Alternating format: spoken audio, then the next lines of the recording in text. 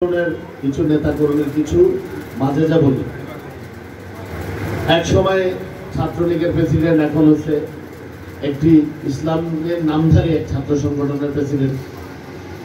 তারপরে এখন যারা বলছে তারা নতুন বন্দোবস্ত করবে, তারা কিছুদিন, এক বছর দেড় বছর আগে পর্যন্ত শেখ মুজিব এবং শেখ হাসিনার নাম নিতে নিতে বেহুশ হয়ে গেছে।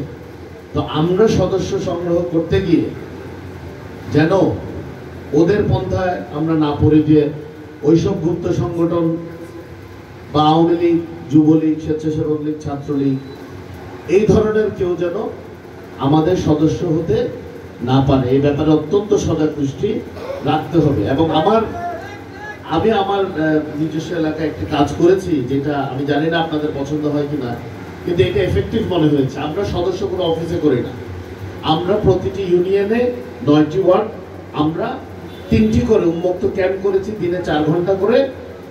ওখান থেকে সদস্য হওয়া লাগে। তো ওইখানে হয় কি, একটা যখন ক্যাম্প হয়, যুবদল, ছাত্রদল, স্বেচ্ছাসেবক দল, বিএনপির নেতারা বসে, তো ওরা কোন চোর, কোন লুটেরা, কোন দুর্বৃত্ত বিএনপির ফর্ম আসছে, ওটা কিন্তু তৎক্ষণাৎ প্রতিবাদ করে।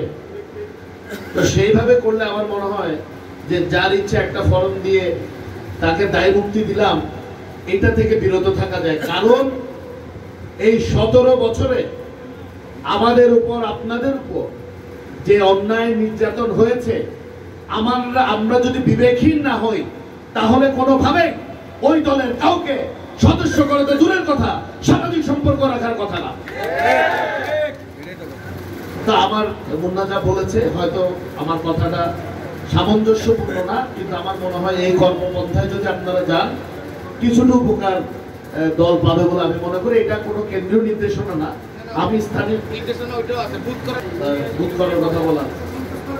হ্যাঁ, যাই হোক, এটা আমরা বলেছিলাম। যাই হোক, এটা ভালো কেন্দ্রীয় নির্দেশনা, কিন্তু স্থানীয়ভাবে আমি এটা চেষ্টা করছি এবং এটা সুফল আমি পাচ্ছি। এবার একটু ভিন্ন বিষয় আসে। আমরা যারা 17 বছর ধরে গণতন্ত্র পুনরুদ্ধারের আন্দোলন করেছি, আপনাকে কেউ শেখ মুজিব জিন্দাবাদ, আমরা কি জানি বলো যে শেখ মুজিবের স্লোগান বা হাসিনার স্লোগান দেওয়ার সুযোগ হয়েছিল? আপনারা কি কেউ বলতে পেরেছেন আপনারা আওয়ামী লীগের সদস্য, নাহলে যুবলীগের সদস্য, নাহলে স্বেচ্ছাসেবক লীগের সদস্য, নাহলে ছাত্র দলের সদস্য, ছাত্রলীগের সদস্য? পারি নাই। আমরা অত্যাচার, নির্যাতন, নিপীড়ন সহ্য করে, মাথা উঁচু করে সব সময় বলে এসেছি, আমরা শহীদ রাষ্ট্রপতি জিয়া রহমানের সৈনিক, আমরা দেশনেত্রী বেগম খালেদা জিয়ার সৈনিক, এবং আমরা আমাদের নেতা দেশনায়ক তারেক রহমানের সৈনিক। এখন এক গুপ্ত সংগঠন আর এক নতুন বন্দোবস্ত কিন্তু ছেলে পেলে ফেসবুক করতে করতে ওই যে লাইক কমেন্ট যা পড়ে এগুলো ভোট মনে করে। তো আমরা 17 বছর ধরে বন বাজারে পথে প্রান্তে ঘুরলাম, আপনারা ফেসবুকে দেন, 2টা টিভির সামনে দাঁড়ান, মুখে যা আসে বলেন। ঠিক আছে, গণতন্ত্রে বহুমতকে আমরা সাধুবাদ জানাই, স্বাগত জানাই, এবং আমরা এটার পক্ষে। গণতন্ত্রের সৌন্দর্যই হচ্ছে বহুমতের ব্যবস্থা থাকবে, যে যার মতো বলতে পারবে। কারণ আমাদের দলের প্রতিষ্ঠাতা যিনি, উনি কিন্তু বাংলাদেশের বহুদলীয় গণতন্ত্রের প্রবক্তা। শেখ হাসিনাকেও বাংলাদেশে রাজনীতি করার সুযোগ করে দিয়েছেন আমাদের দলের প্রতিষ্ঠাতা শহীদ রাষ্ট্রপতি জিয়া রহমান। বাংলাদেশের তরুণরা কাকে ভালোবাসে, বাংলাদেশের ছাত্ররা কাকে ভালোবাসে, বাংলাদেশের স্বেচ্ছাসেবক দল যারা করে ওই সংগঠনের তরুণরা কাকে ভালোবাসে, যারা বিএনপি করে তারা কাকে ভালোবাসে, আমাদেরকে কাল থেকে শেখার দরকার আছে। এই যে এখন একটা 5ই আগস্টের পরে সবাই কি দেশ পরিবর্তন করতে চাচ্ছে, দেশের জন্য সংস্কারের প্রস্তাব করছে। 5ই আগস্ট ঘটার 1 বছরেরও বেশি সময় আগে 2023 সালে বাংলাদেশ জাতীয়তাবাদী দল শত নির্যাতন, নিপীড়ন সহ্য করেও জাতির সম্মুখে রাষ্ট্র মেরামতের 31 দফা পেশ করেছে। তখন এসব গুপ্ত সংগঠনের লোকরাও ছিল না, ওরা ছাত্রলীগ করতো, যুবলীগ করতো, নাহলে স্বেচ্ছাসেবক লীগ করতো। আর যে নতুন বন্দোবস্ত পার্টি আসছে তারাও একই কাজ করেছে। তা এখন ওনারা আমাদেরকে প্রান্তিক জনগণের কথা বলে, ওনারা বলে বিএনপি এই হয়েছে, বিএনপি সেই হয়েছে। বিএনপি নাকি আওয়ামী লীগের মুদ্রা রেপিডোপি বলে না।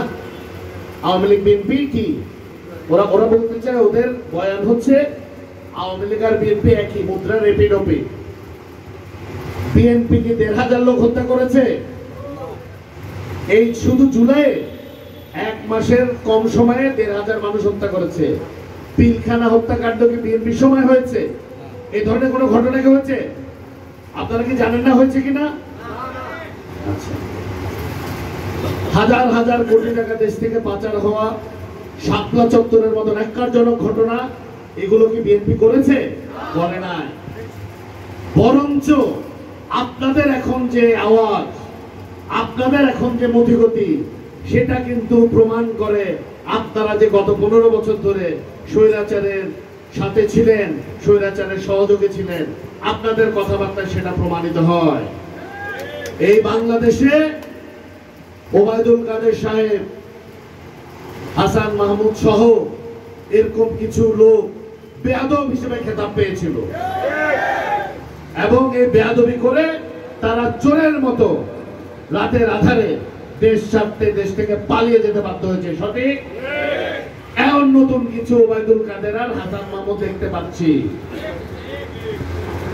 এখন কিছু নতুন ওবায়দুল কাদের আর হাসান মাহমুদ দেখতে পাচ্ছি।